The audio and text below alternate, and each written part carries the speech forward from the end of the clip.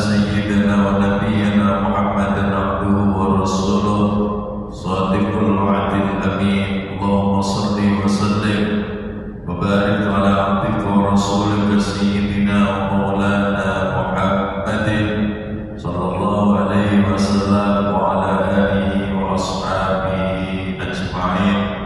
قالوا سبحانك لا علم لنا إلا ما علمتنا إنك أنت العليم الحكيم وتب علينا إنك أنت التواب الرحيم ولا حول ولا قوة إلا بالله العلي العظيم. أما بعد, Bapak Ibu, para jemaah salat maghrib Masjid Nurul Islam yang dirahmati oleh Allah Subhanahu wa Ta'ala, alhamdulillah kita bersyukur kepada Allah Subhanahu wa Ta'ala. Malam hari ini Allah masih berkenan menetapkan iman Islam di dalam hati kita. Allah pun masih berkenan pula memberikan anugerah kesehatan kepada kita zahiran wa batinan, sehingga kita masih tetap bisa istiqomah di dalam menjalankan fungsi kita sebagai hamba Allah Subhanahu wa Ta'ala untuk senantiasa beribadah dan terus beribadah dengan segala bentuknya. Kita bisa tunaikan salat maghrib berjamaah, kita bisa lanjutkan aktivitas kita sambil tetap berniat iktikaf di dalam masjid untuk bersama-sama mengikuti taklim. Mudah-mudahan semua amal ibadah, amal soleh yang dengan izin Allah bisa kita laksanakan benar-benar mampu menghadirkan ridhonya Allah Subhanahu wa Ta'ala untuk kehidupan kita fid dunya wal akhirah. Amin ya rabbal alamin. Salawat wassalam tidak lupa kita aturkan kehadiran junjungan agung beliau Rasulullah Muhammad sallallahu alaihi wasallam yang telah menuntun kita, memberikan keteladanan dan sempurna buat kita. Mudah-mudahan kita semua selalu mendapatkan pertolongan dari Allah Subhanahu wa Ta'ala, tetap bisa mengikuti tuntunan Rasulullah, mengikuti dan memegang teguh keteladanan beliau sampai di penghujung hidup kita kelak. Mudah-mudahan kita semuanya bisa mengakhiri hidup dengan akhir yang indah. Allah anugerahkan kepada kita husnul khatimah. Amin ya rabbal alamin. Bapak Ibu jamaah rahimakumullah, kita saat ini sudah berada di bulan Sya'ban. Bulan Sya'ban itu ibarat orang naik tangga. Ini adalah tangga menuju Ramadan, ya, tangga menuju Ramadan. Karena itu tidak berlebihan kalau kita terus berdoa kepada Allah agar di bulan Sya'ban ini pun kita tetap mendapatkan keberkahan dari Allah Subhanahu wa Ta'ala. Maka kita terus memandangkan doa Allahumma barik lana fi Rajab wa Sya'ban. Walaupun Rajabnya sudah berlalu, tetap ikut saja, ya. Tetap ikut saja. Allahumma barik lana fi Rajab wa Sya'ban. Ya Allah, berkahilah kami di bulan Rajab dan juga bulan Sya'ban. Lalu kemudian kita mohon pula kepada Allah, wa ballighna Ramadan. Kemudian Allah Subhanahu wa Ta'ala mempertemukan kita kembali dengan bulan suci Ramadan. Kenapa di bulan Sya'ban kita tetap meminta keberkahan dari Allah Subhanahu wa Ta'ala? Tidak lain agar begitu kita bertemu dengan bulan suci Ramadan, kondisi jiwa kita betul-betul siap menyambut Ramadan dengan sukacita, memenuhi apa-apa yang telah diperintahkan oleh Allah Subhanahu wa Ta'ala sepanjang bulan suci Ramadan nanti. terus kita keberkahan kepada Allah agar kebaikan-kebaikan kita terus bertambah. Semakin hari semakin banyak, semakin hari semakin bertambah, sehingga ketika Ramadan tiba, siap kita untuk menambah kembali, mendongkrak kembali kebaikan-kebaikan kita dengan segala bentuk dan jenis ibadah yang diajarkan dan diteladankan oleh baginda Rasulullah Muhammad sallallahu alaihi wasallam. Lalu kemudian kita mulai terlebih dahulu dengan apa? Kita mulai dengan upaya kita untuk menjaga tauhid kita, menjaga keimanan kita semurni-murninya kepada Allah Subhanahu wa Ta'ala.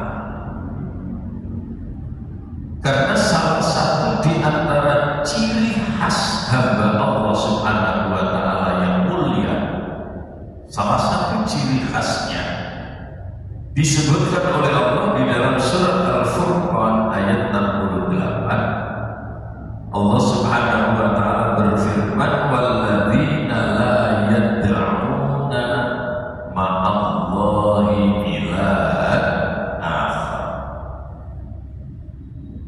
Salah satu ciri hamba Allah Subhanahu wa Ta'ala yang betul-betul menghamba kepadanya adalah mereka orang-orang yang tidak menyembah Tuhan yang lain beserta Allah Subhanahu wa Ta'ala, tidak berdoa kepada Tuhan yang lain, tetapi sekaligus juga berdoa kepada Allah. Artinya apa? Artinya orang-orang yang menjadi hamba Allah Subhanahu wa Ta'ala itu betul-betul menempatkan bahwa Allah itu adalah Ahadus Shomad.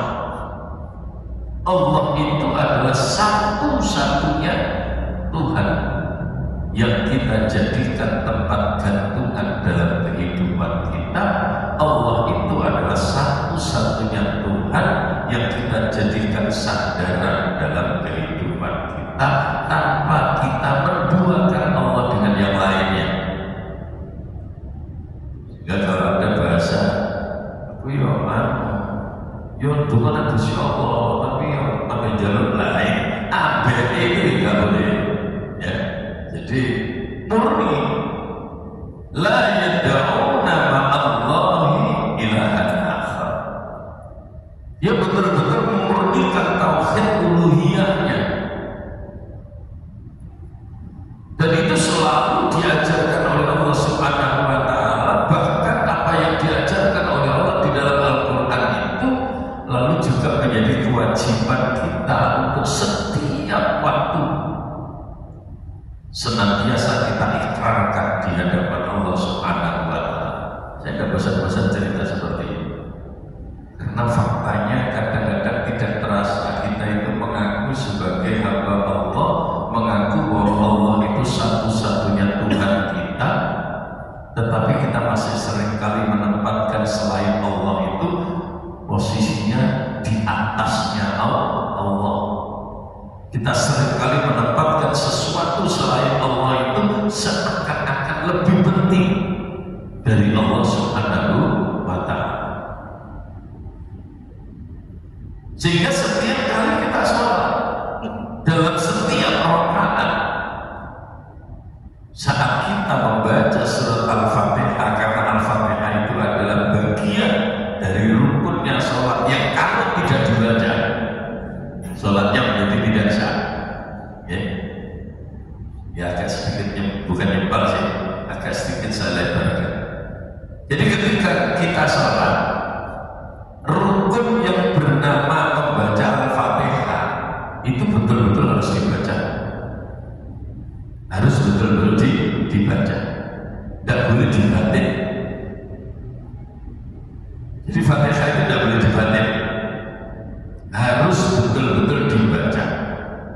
Ukurannya membaca dengan suara minimal terdengar telinganya sendiri, minimal terdengar telinganya sendiri. Di dalam sholat itu ada beberapa rukun yang masuk kategori rukun qauliyah, rukun yang harus diucapkan. Kalau tidak diucapkan tidak sah. Ya, ada 5 rukun yang terkategori sebagai rukun qauliyah, harus diucapkan, harus dibaca dengan bacaan yang sempurna. Tidak boleh dikurangi 1 huruf pun, tidak boleh. Ya. Apa itu? Yang pertama adalah takbiratul ihram. Takbiratul ihram itu harus dibaca. Membacanya harus dimulai dari A dan diakhiri dengan Ra. Ya, Allahu Akbar. Ya, harus dibaca. Kalau A-nya hilang, maka tidak sah. Apa mungkin, Pak, kehilangan A? Mungkin gara-gara sampai kesusu nutut imam. Ya, kesusu melayu nutut imam, pedih ketinggalan, langsung berada di Allahu Akbar, A-nya tidak ada. Aku Rasul itu, ya, dan terasa. Hati-hati. Makanya sholat nggak boleh kesusu. Ya, sholat itu nggak betul-betul dinikmati. Ya. Yang kedua apa lagi? Yang kedua adalah membaca surat Al-Fatihah. Harus dibaca mulai dari babnya Bismillah sampai waladhdallin. Ya. Jadi karena kita mayoritas bermadhab Syafi'i, maka saya katakan wajib baca Al-Fatihah dimulai dari babnya Bismillah. Harus didengar oleh telinganya sendiri. Bismillahirrahmanirrahim. Jangan sampai kehilangan bab. Apa ada orang baca kehilangan bab? Ada. Ya itu tadi karena kesusu.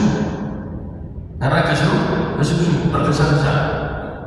Sehingga baca takbirnya sudah Allahu Akbar, Bismillahirrahmanirrahim. Bismillahirrahmanirrahim. Babnya hilang. Itu secara fikih tidak sah.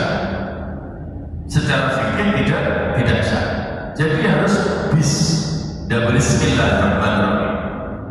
Jadi babnya harus terang. Bismillahirrahmanirrahim. Dan itu tidak boleh dibatin. Dibatin tidak boleh. Loh, sampai kok gak baca Fatihah? Moco aku, nengati. Nengati gak moco jenenge. Batin. Namanya membaca itu ya dengan lisan. Ya. Namanya membaca itu dengan lisan. Kalau tidak dengan lisan, hanya dengan hati, itu tidak bisa dikatakan membaca. Itu jenenge batin. Tidak boleh. Fatihah harus dibaca. Yang ketiga adalah tasyahud akhir. Tasyahud akhir. Kalau tasyahud awal itu sunnah. Yang wajib, yang termasuk rukun itu tasyahud akhir. Ya. Ketika kita berada di posisi rakaat terakhir, duduk tahiyat akhir, lalu kita baca at-tahiyyatul mubarakatus shalawatut thayyibatu lillah sampai dengan asyhadu an la ilaha illallah wa asyhadu anna Muhammadar Rasulullah. Sampai di situ. Itu namanya tasyahud. Ya, itu namanya tasyahud. Mulai dari at-tahiyyatu sampai syahadat Rasul, sampai wa asyhadu anna Muhammadar Rasulullah. Kemudian yang keempat adalah membaca sholawat setelah tasyahud akhir. Jadi itu rukun yang berbeda. Jadi jangan salah paham. Itu rukun yang berbeda. Jadi tasyahudnya sendiri satu rukun. Kemudian setelah tasyahud lalu kita baca sholawat Nabi rukun sendiri. Allahumma salli ala Sayyidina Muhammad. Boleh? Allahumma salli ala Muhammad. Boleh? Ya? Tidak usah ribut. Tidak usah ribut. Yang mau Sayyidina monggo, yang tidak mau tidak apa-apa. Ya? Tidak apa-apa, tidak usah ribut. Jadi Allahumma salli ala Muhammad atau Allahumma salli ala Sayyidina Muhammad. Wa ala ali itu sunnah, tidak termasuk rukun. Ya, jadi yang rukun itu, yang wajib itu Allahumma salli ala Muhammad atau Allahumma salli ala Sayyidina Muhammad. Sehingga kalau jenengan sholat pada saat tasyahud akhir habis asyhadu an la ilaha illallah wa asyhadu anna Muhammadar Rasulullah Allahumma shalli ala sayyidina Muhammad, tok, lalu salam, tidak apa-apa, sah. Ya, cuma cek titik. Ya, tapi kalau bicara sah, cuma cek titik. Ya, masa Jamil keluarga Kanjeng Nabi ragil, Jamil keluarga Kanjeng Nabi ragil. Ya. Tapi kalau bicara aturan fikih, hukum fikihnya Allahumma shalli ala Muhammad saja cukup. Ya, cukup. Apalagi kemudian kita sempurnakan, kita bagi tasyahud akhir ala ali sayyidina Muhammad wa sallallahu ala sayyidina Ibrahim wa ala ali sayyidina Ibrahim, ya sampai fil alamin innaka hamidum majid. Lalu kemudian tambahin dengan doa. Ya, karena ada doa-doanya. Boleh, baik. Tapi tetap harus kita pahami bahwa yang wajib itu sampai dengan sholat Nabi. Yang lainnya itu sunnah. Nah, ini yang harus ngerti. Jadi jangan sampai yang sunnah kita anggap wajib, tidak boleh. Ya, yang sunnah tetap sunnah, yang wajib ya wajib. Jangan diulang-balik. Lalu yang kelima adalah salam yang pertama. Salam yang pertama. Salam yang kedua sunnah. Yang termasuk rukun itu adalah salam yang pertama. Jika dekat sampai sholat salam pertama tok, salam kedua tidak pakai, tetap sah. Ya, karena yang wajib itu adalah salam yang pertama. Salam itu sama dengan yang tadi saya bilang, jangan sampai kehilangan alif. Jangan sampai kehilangan alif. Salam itu sing lengkap. Assalamualaikum warahmatullah. Assalamualaikum warahmatullah. Jangan sampai Assalamualaikum. Ya, menurut saya ada loh yang begitu ya. Ya boleh ngerti, nggak usah dilerno. Nek takut dikandani. Ya, sampai dulu dilingno. Ya, jadi kita belajar untuk tidak gampang ngelakno wong liya. Tapi ini ngaji, ya saya cerita. Jadi kalau salam, Assalamualaikum warahmatullah, jangan sampai Assalamualaikum warahmatullah, Assalamualaikum warahmatullah, jangan. Ada alifnya, Assalamualaikum warahmatullah. Ya. Lalu kemudian nolehnya itu jangan sampai sebelum kum. Hati-hati, nolehnya jangan sampai sebelum kum. Jadi jenengan tidak boleh begini, Assalamualaikum warahmatullahi wabarakatuh. Ya, salamnya minimal sampai kum. Assalamualaikum warahmatullah. Ya, jadi jangan sampai Assalamualaikum warahmatullahi wabarakatuh. Tidak boleh.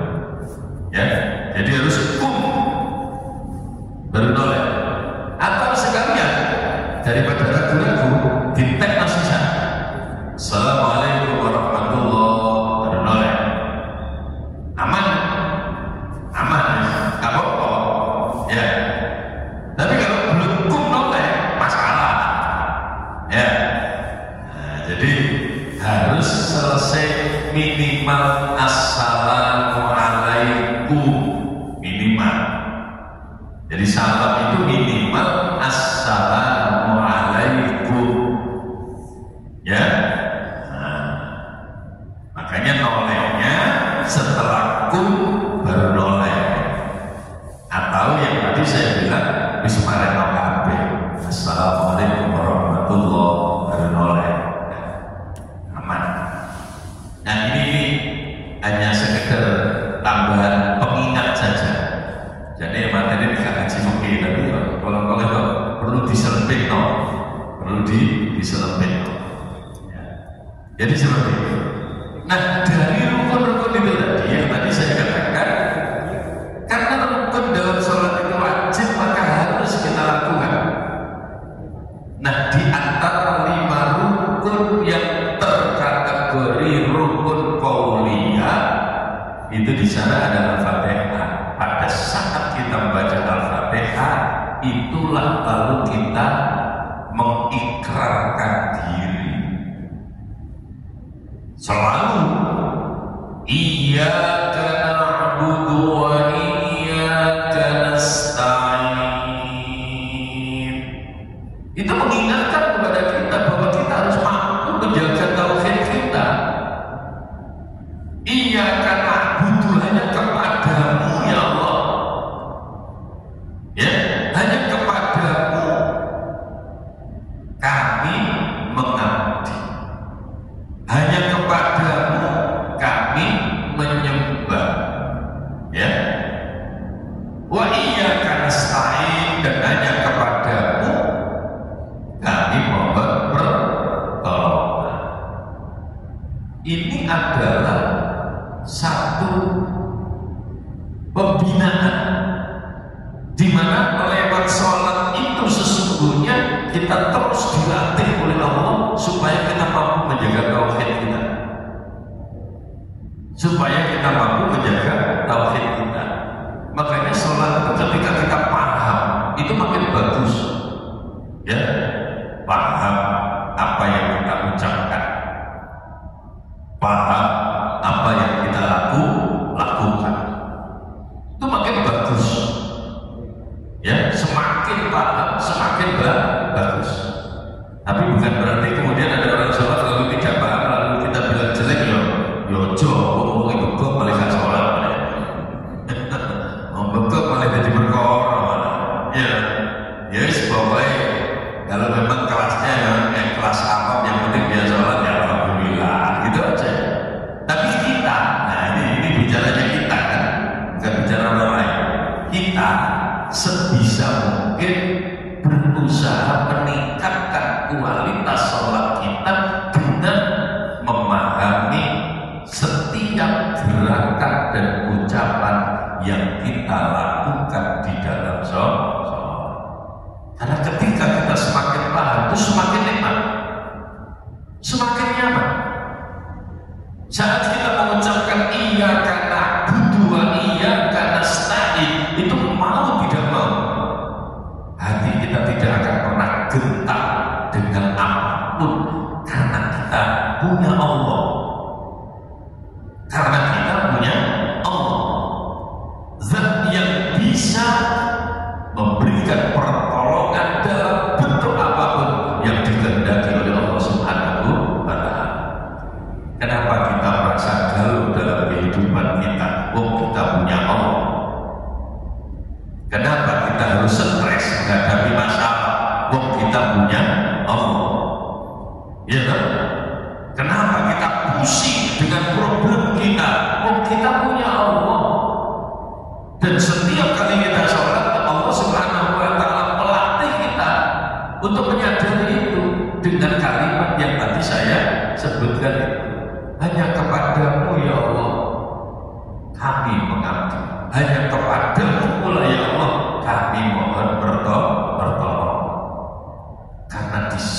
ada satu keyakinan bahwa Allah Subhanahu wa Ta'ala itu maha segala-galanya.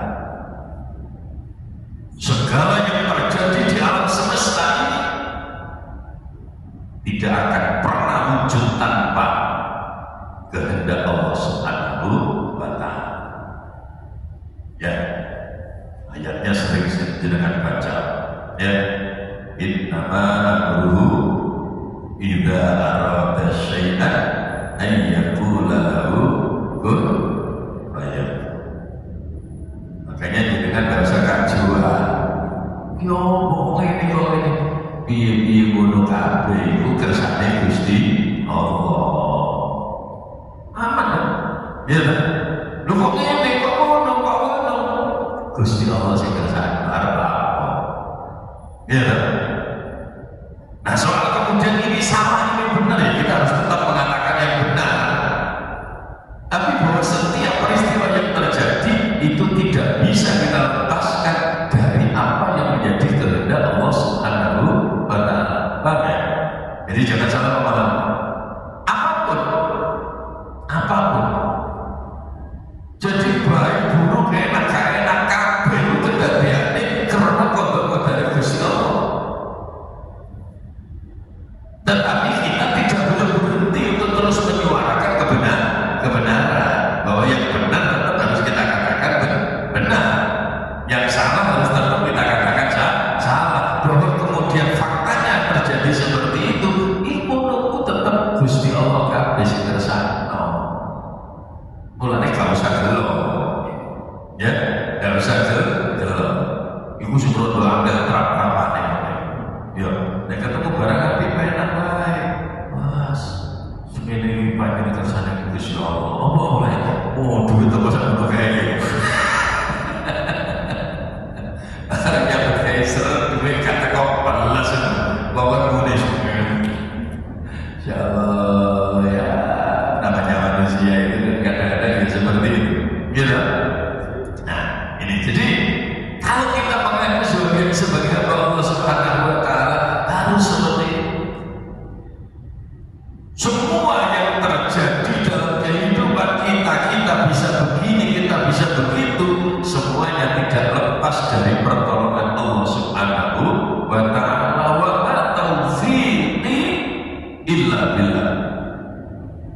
Ya, harus diyakini lebone temenan di dunia.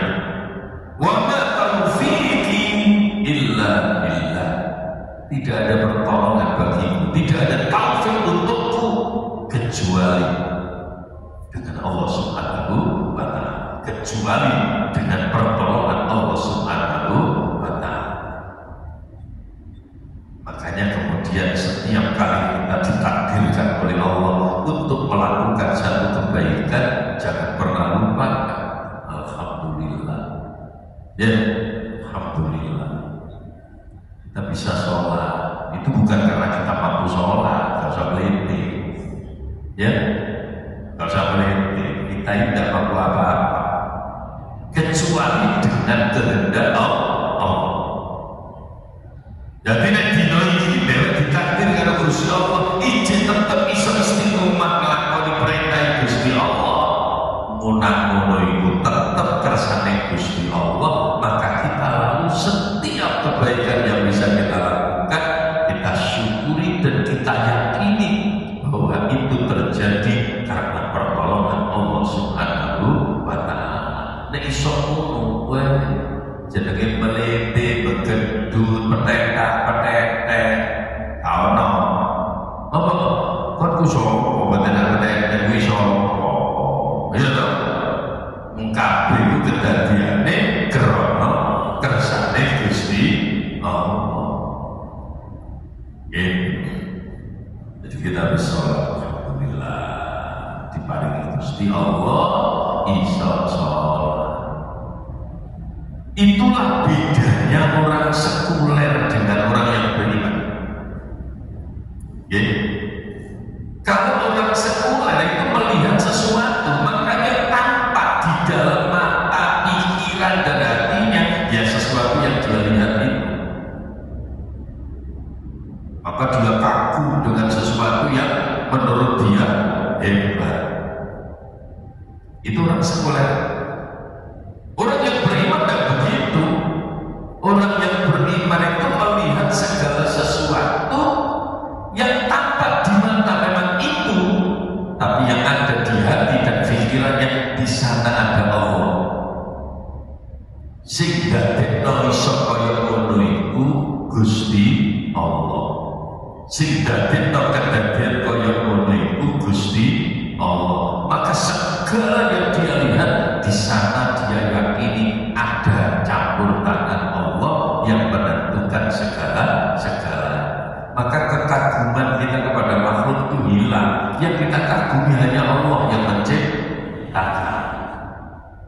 Ya, yang kita besarkan itu hanya Allah yang menciptakan. Bukan ciptaannya yang kita kagumi ada apanya dengan ciptaan Allah. Ya, yang kita kagumi adalah zat yang menciptakan. Itulah bedanya orang iman dengan orang sekuler. Orang sekuler itu semua kata dia leno. Ada kejadian hebat.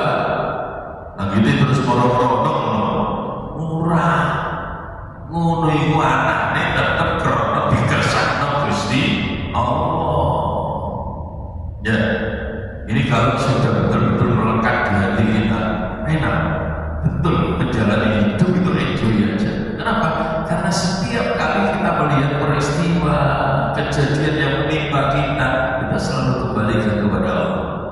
Ya, kita bisa begini, kita bisa begitu, kita dapat ini, kita dapat itu, tetap itu adalah pertolongan Allah, bukan karena kemampuan kita, bukan karena kita bisa, tapi Allah yang menjadikan kita bisa.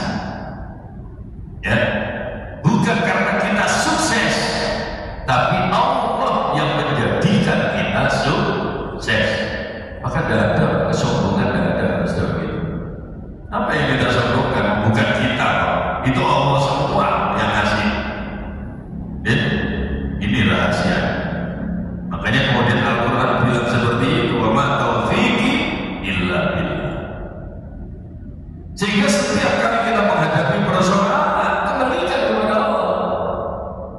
Ya, kembalikan kepada Allah. Alaihi tawakkaltu wa ilaihi unib. Ya, kepada Allah Subhanahu wa ta'ala kita pasrahkan segalanya, dan kita semuanya pada akhirnya akan kembali kepada Allah Subhanahu wa ta'ala. Ini cenotoman di dalam hati. Ya, kalau kita mengaku beriman kepada Allah, kita mengaku sebagai hamba Allah Subhanahu wa ta'ala, maka tidak boleh tidak. Ini harus kita tancapkan kuat-kuat di dalam hati. Karena semua yang ada di bumi, yang ada di langit, itu bukan milik siapa-siapa, kecuali hanya milik Allah Subhanahu wa ta'ala. Walillahi ghaibus samawati wal ardh wa ilaihi yurja'ul amru kulluhu. Jadi semuanya, apa yang ada di langit, apa yang ada di bumi, semuanya itu lillah, miliknya Allah Subhanahu wa ta'ala. Dan semua perkara yang pasti akan kembali kepada Allah Subhanahu wa ta'ala. Disitulah kemudian Allah perintahkan kepada kita fa'budhu wa tawakkal alaih. Maka sembahlah Allah dan pasrahkan, tawakal kepada Allah Subhanahu wa ta'ala. Kalau kita menyelami ayat-ayat yang bercerita tentang segala yang ada di bumi, segala yang terjadi di bumi, yang ada di langit, lalu kemudian kita sadar, kembalikan semua kepada Allah, Masya Allah, kita akan semakin kokoh di dalam mengimani Allah Subhanahu wa ta'ala. Maka tidak herankan kalau kemudian Allah menyentil kita, inna fi khalqis samawati wal ardi wa ikhtilafil laili